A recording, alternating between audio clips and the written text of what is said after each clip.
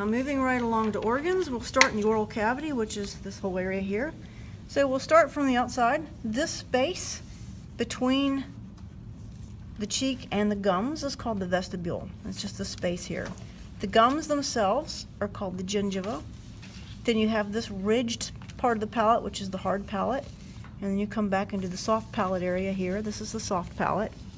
Then we have this opening here called the glottis.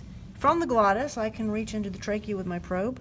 I can also go into the other part and go into the esophagus. Now, this little flap that covers the glottis is the epiglottis. And that is that little flap. And basically what that does is when you swallow, it covers the opening to the trachea so you can't inadvertently get water or food or liquids in there. So then we move on to the tongue. This is the tongue. These little raised portions are the lingual papillae. Then you have a piece of connective tissue that holds the tongue to the floor of the mouth called the lingual frenulum right here.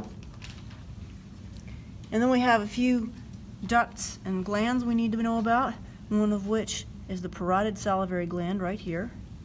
It's right next to the masseter. And then you have this duct running across the masseter, which is the parotid salivary duct. Then you have another set of salivary glands you need to know that are right under the mandible called the submandibular glands. Those would be these. Then we move on into the trachea. The trachea is this thing here. It's kind of like your vacuum cleaner hose with the little cartilaginous rings that hold it open. The hard part of it up here is called the larynx. Usually you would find the thyroid wrapped around the larynx here. There's usually not much of it left by the time we get the sternothyroid muscles off. But there is an endocrine organ that wraps around the larynx called the thyroid. Then we have underneath the trachea, we have the esophagus. And the esophagus continues on down, pops through the diaphragm, what we call the esophageal hiatus, and it goes to the stomach. And this organ here is the stomach. The stomach has several sections to it. This first part we want to talk about right here is called the fundus. It's this rounded part right here, sort of at the top. Where the esophagus comes in would be considered the cardiac portion of the stomach. Then we have the main part, which is the body of the stomach right here. Then as the stomach curves back up, we have this part here, which is called the pyloric portion. Of course, since the stomach is curved, it has two curvatures associated with it. One's called the lesser curvature. That's the interior curve of the stomach. And it has associated with it this fatty tissue that's full of blood vessels and lymph, and it's called the lesser omentum, and it sits within the lesser curvature of the stomach. Then we have this outside curve, which we call the greater curvature of the stomach, and it has this fatty tissue associated with it that generally covers the small intestine. This is called the greater omentum, and usually along in the greater omentum we find the spleen attached to it. Now let's look inside the stomach. We have these characteristic folds inside the stomach are called the rugae or rugae. We have the sphincter between the esophagus and the stomach called the gastroesophageal sphincter. That's just the passageway between the esophagus and the stomach. And then in the pyloric portion of the stomach, we have a passageway that leads into the small intestine. And this first part of the small intestine is called the duodenum or duodenum. And the passageway between them, the sphincter, is called the pyloric sphincter. And basically it is the passageway between the pyloric portion of the stomach and the duodenum. The duodenum is the first part of the small intestine, and the small intestine has three portions we need to know about, and the acronym is DON'T JUMP IN, and that would be duodenum, jejunum, and ileum. So the duodenum is this first part that comes off the stomach. Inside the duodenum, in this little curvature here, you have the pancreas. This part right here is the pancreas. So the duodenum continues to the major part of the small intestines, which is the jejunum. And then the jejunum will lead into what's called the ileum, which is the last part, which leads to the large intestine. So the ileum is this last part of the small intestine, and it leads right to the large intestine. And the large intestine starts at this pouch called the cecum.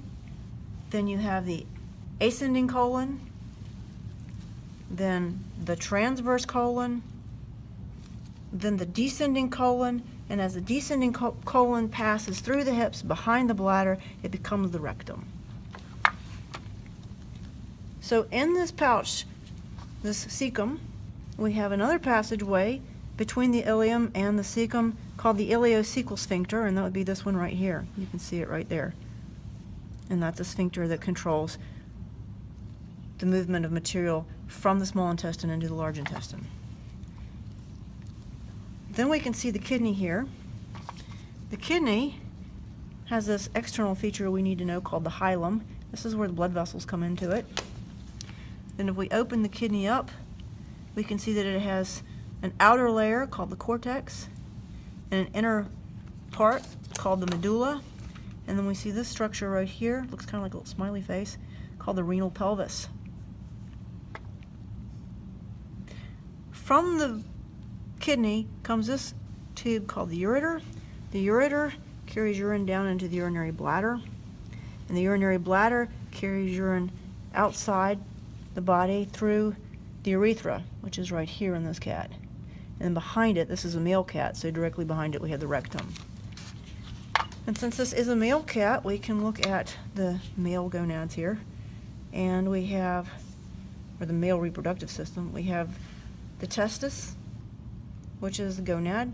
From the testis, coming up through this structure, which is the spermatic cord, we have the ductus deferens. You can also see where the gonadal artery comes down into the spermatic cord.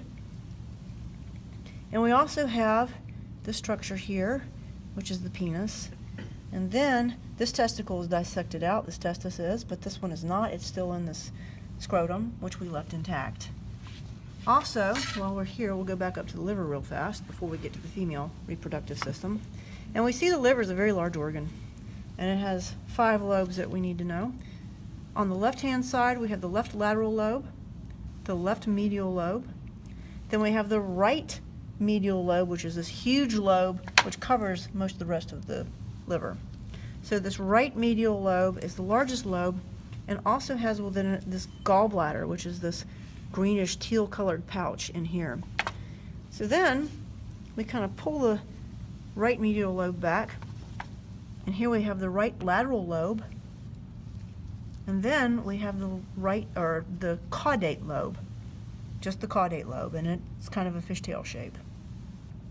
So again, the lobes are left lateral, left medial, right lateral, and caudate. Now, we have some ducts associated with the gallbladder that we need to know. We have the common bile duct, which is right here, and it will branch, and it will become the cystic duct, which goes to the gallbladder, and then you have the hepatic duct, which goes to the liver. Finally, I think we need to go to the female reproductive system. We have the female gonads, or the ovaries. You have this oviduct right here. So that is the oviduct. Here you can see the gonadal artery goes straight from the descending abdominal aorta out to the ovary. And then you have this uterus here. This is the uterus. And it's this ribbon-shaped structure that makes kind of a Y shape. It bifurcates or splits into what we call the left and right uterine horns. So this would be the right uterine horn, and this would be the left uterine horn right there. And they come together at the body of the uterus. The uterus then goes into the vagina here, and the vagina in the female is right behind the urethra and in front of the rectum. So then we have some ligaments we need to know associated with the system. We have this large sheet, which is called the broad ligament, and we also have what's called the suspensory ligament, which holds the ovary to the body cavity wall. This is what's left of it in this cat. You have a little bit of it on this side as well. It got cleared out when we pulled all the fat away from the body cavity. But this is the suspensory ligament, and typically it goes and attaches to the body wall and sort of holds the ovary.